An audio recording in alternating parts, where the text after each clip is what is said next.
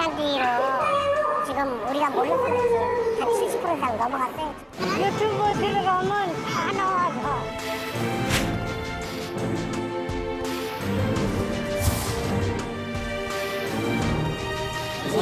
그래도 좀 협업을 해주신 거. 네, 했어요. 이 정도 빌려줘서 할 수 있게 해준 거 감사하고.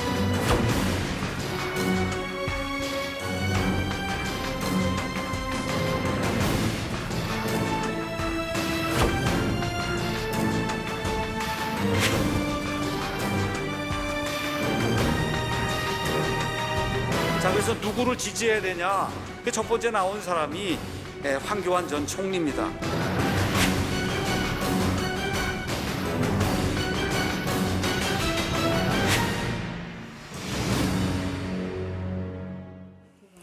자, 사실 확인 없이 안보 불안과 정책에 대한 불신을 조장하는 가짜 뉴스들.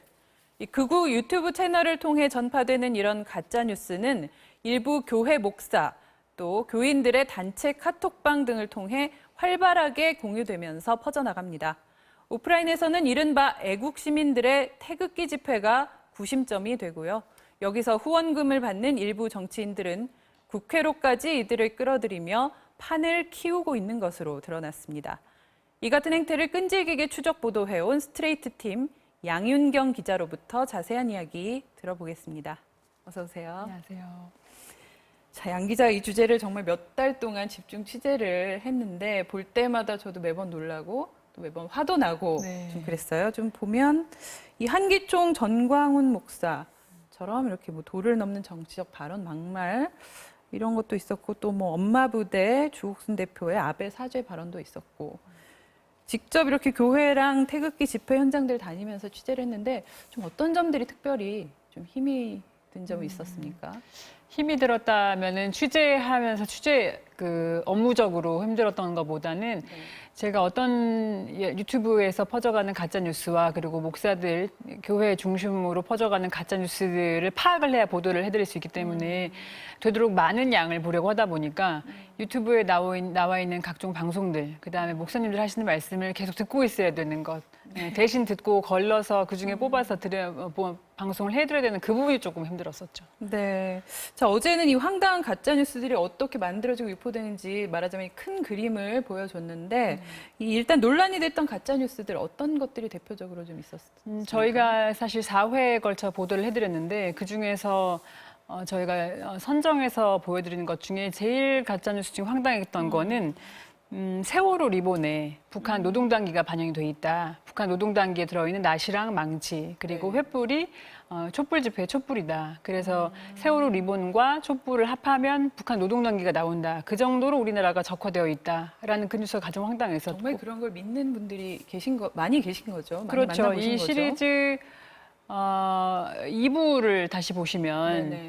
보실 기회 있으면 보시면 좋을 것 같은데 거기에 보면 실제로 제가 그 뉴스가 돌아다닌다는 걸 아는 게 태극기 집회에서 참가자들이 하시는 말씀을 듣고 알았어요. 네. 그 존재를 몰랐다가 그걸 정말 믿고 저한테 열심히 설명을 해주시는 거를 보고 한국 사람이 알아야 된다라고 말씀하시는 거를 보고 그다음에 한 분만 말씀하신 게 아니라 몇 분이 말씀하시는 걸 보고 이게 뉴스를 만들어서 공급을 하면 믿는 분들이 계시구나라는 걸 그때 배워가지고 보도를 하게 된 거거든요. 네. 그게 가장 황당했던 뉴스였었습니다. 또 어제 보니까 뭐 북한 이야기도 또 단골 소재인 것 같더라고요. 그렇죠. 북한은 일단 검증 보도가 불가능하기 때문에 네네. 그리고 교회 분들과 극우 분들이 가장 쉽게 넘어가는 요소가 북한이에요. 그러니까 빨갱이다라는 게 마법의 키워드 같은데 그 소재로는 무슨 뉴스를 만들어도 먹히는 것 같아요. 그리고 제작하는 사람이 그걸 정확히 알고 있기 때문에 네. 저는 그 키워드를 통해서 이 소비자들을 이용하는 거라고 보고 있습니다. 네. 자, 이런 뉴스들에 그치지 않고 이번에는 이 김대중, 노무현, 문재인 대통령이 모두 부정선거로 대통령이 당선됐다.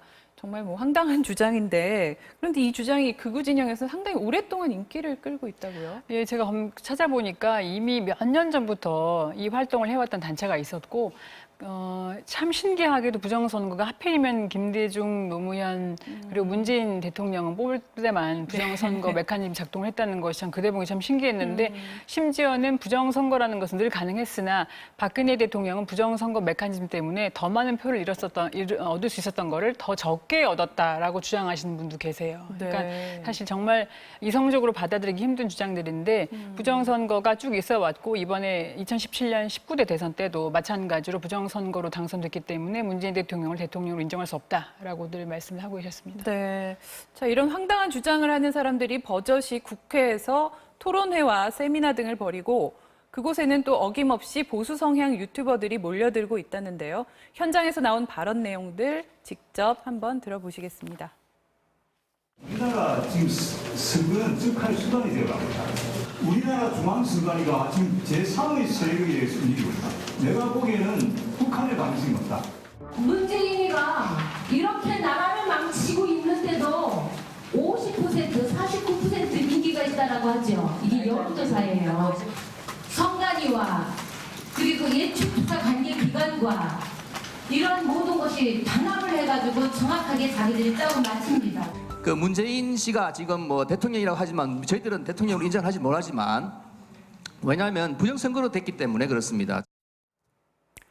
정치인들이 자리를 마련하지 않으면 국회에서 저런 행사 불가능하죠. 어떤 의원들이 좀 저렇게 적극적입니까? 제가 그 집회 이 세미나에 참석하신 분들한테 확인을 했는데 최근에는 조원진 우리공화당 대표께서 대권을 해주셨다고 확인을 했고 그리고 그 전에 2달 앞서서는 자유한국당 이채은 의원 그 두 분이 대권을 도와줬다고 특히 이채은 의원 같은 경우는 의원실에도 확인을 했는데 현장에서 엄마 부대 조옥순 대표가 이채익 의원실에서 대관을 해준 게 맞고 의원도 참석을 하기로 했었는데 급하게 취소했다. 아무래도 이게 본인들도 위험 부담이 되는 그런 세미나라는 걸 알고 있었기 때문에 취소한 게 아니냐라고 자신들 입으로 말씀을 해줬습니다. 네. 자, 이 국회 토론회에서 그 이번뿐만 아니라 예전에도 왜 5.18 관련해서 그렇습니다. 있지 않았습니까? 어떻게 저런 막말들이 난무할까 사실 좀 의아할 때가 있었는데 지금 보니까 저 이제 유튜버들이 많이 와서 중계를 생중계로 하고 또 그걸 영상으로 만들어서 유포를 하지 않겠습니까? 이런 부분도 다 영향이 있다 이렇게 좀 보이는데요. 예, 사실 제가 처음부터 이 시리즈를 기획할 때부터 교회 좀 이따 말씀 나누겠지만 그리고 극우 단체 그리고 정치 우파 정치 이 세 플레이어가 같이 맞물려 돌아가면서 가짜 뉴스를 중심으로 이용하고 재생산하고 그러면서 정치적 목적을 노리고 있다라는 그런 기획에서 시작을 했는데 사실 확인한 거나 마찬가지였습니다. 말씀하신 대로 지만원 씨의 망언이 그때 김진태 의원이 대관을 해주고 그 판을 깔아주면서 이게 일파만파 퍼지면서 사회에 충격을 줬었는데 이것도 저는 그게 못지 않다라고 생각을 했었습니다. 조은지 의원도 마찬가지고 이채익 의원도 마찬가지고 공당에서 역할하고 있는 의원으로서 이 본인들이 검증을 하지도 않아요, 사실. 정확히 검증을 하지도 않으면서 이렇게 자리를 빌려달라고 해서 빌려준다는 거는 이 빌려준 행위 자체의 목적이 있다는 것이고 이건 정치인이라면 표를 의식하지 않을 수가 없고 말씀하신 대로 유튜브가 중계가 아주 수십 채널로 되고 있고 그리고 또 교회 카톡방에 다시 올라서 쭉 퍼져나가고 그런 것이 아무래도 자신이 이렇게 활동을 하고 있고 이 정권에 나를 세우고 있는 정치인이라는 거를 홍보할 수 있는 좋은 수단이 되기 때문에 이 무리수를 둘 수 있지 않았나라고 생각을 하고 있습니다. 유튜버들은 또 그걸 통해서 어떤 구독료라든지 뭐 광고 수익, 그러니까 수익을 얻고 또 우리공화당 같은 경우도 태극기 집회에서 팔리는 물품들 뭐 그런 거기 와서 판매를 하는 상인분들이 많이들 후원을 하신다 이런 내용도 어제 방송에 예, 나왔죠. 맞습니다. 근데 사실 우리공화당에서 그분들한테 막 강제를 한다거나 후원금을 내놓으라고 하진 않지만 이 시스템이 거기서 물건을 당연히 우리공화당 로고가 바뀌었기 때문에 허가를 받고 사고 그 대가로 본인이 당원을 하면서 그 대가로 수익의 일부를 주는 거기 때문에 납부하는 거기 때문에 태극기 집회에서 당연히 수익이 창출이 되고 있는 것이고 거기 나오는 수많은 어르신들이 뭐 자녀 용돈 받아서 혹은 본인이 가지고 있는 돈을 아껴서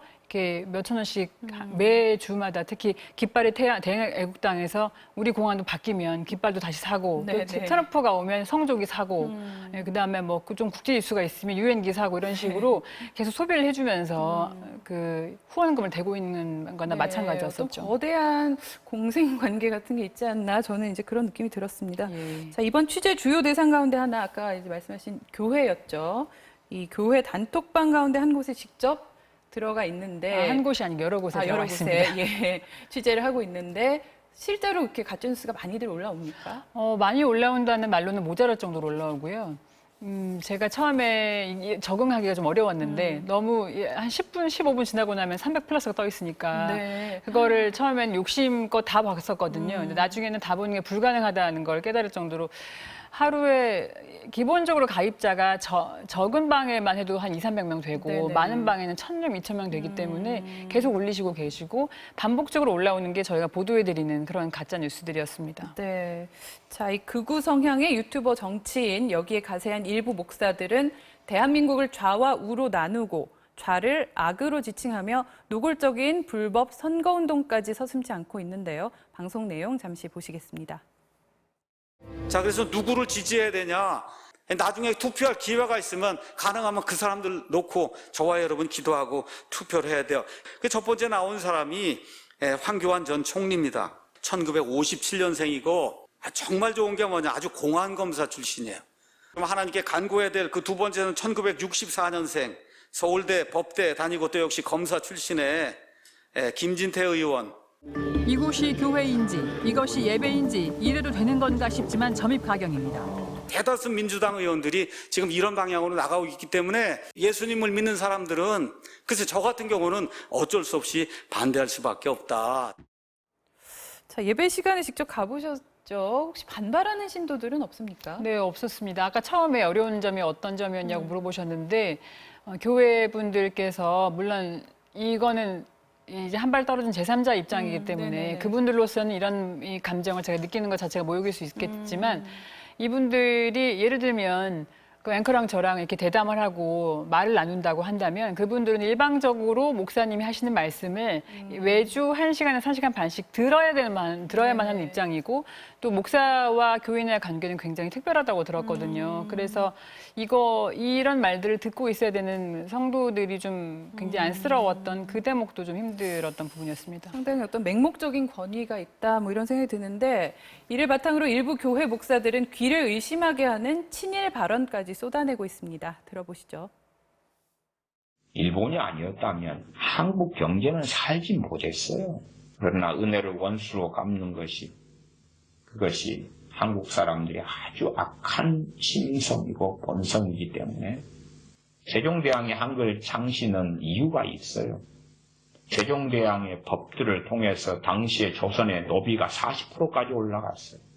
차라리 그냥 한글이라는 게 없고 일본어나 중국어로 써왔으면 훨씬 좋았겠어요. 저 목사님은 왜 한국말로 설교를 하고 계신지 모르겠네요. 뭐 일본어나 중국어로 하시지.